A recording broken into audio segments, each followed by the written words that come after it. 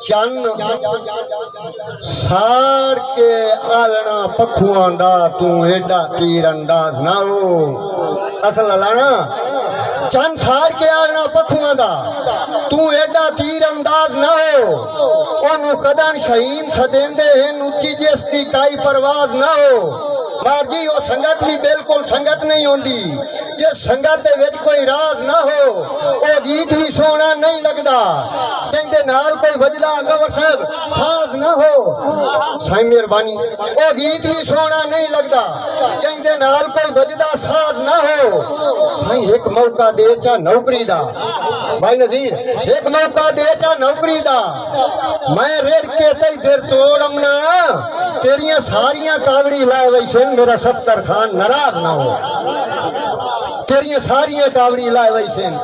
मेरा सफ्तर खान नाराज ना हो। तो मस्से रोंदिया रोंदिया साल निभाया जो पूरी आस उम्मीद हो वैसे मेहरबानी साईं तुहाडी रात वास्ते मस्से रोंदिया रोंदिया साल निभाया जो पूरी आस उम्मीद हो वैसी वेद मेरे जींदिया मेरिया अखियां नू तो सजन दी दीद हो वैसी बड़ी मुद्दत तू सफ्तर दिल वदा सिकदा ललाने वालो बड़ी मुद्दत तू सफ्तर दिल वदा सिकदा खुशी होर मजीद हो वैसी बड़े चंद जदन भी चढ़िया चढ़ वैसी तुहाडे डिठियां ईद हो वैसी बड़ी मेहरबानी साईं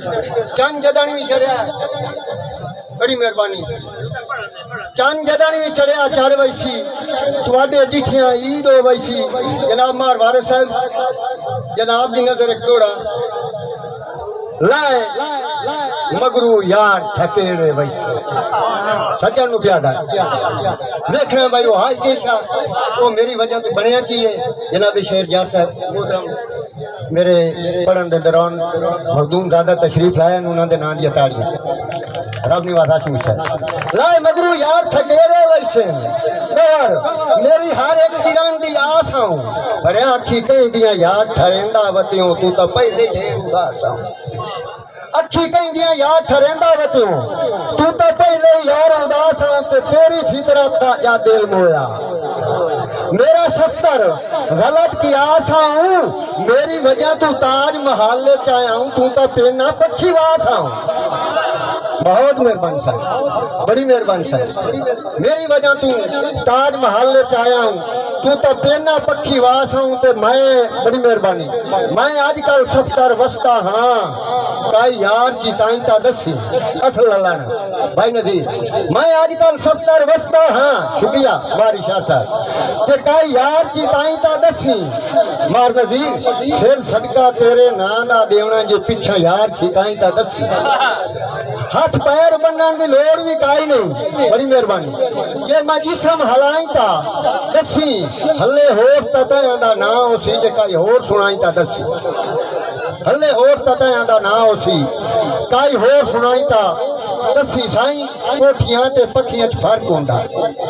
ललाले तुहाडे नाल बराबरी काई नहीं पर दुश्मन दी पाग नूं कोई नहीं चावना तुहाडी जुत्ती तू ही नाबरी काई नहीं वारिस भाई इसे वजह तू मैं बंदा चुप वतना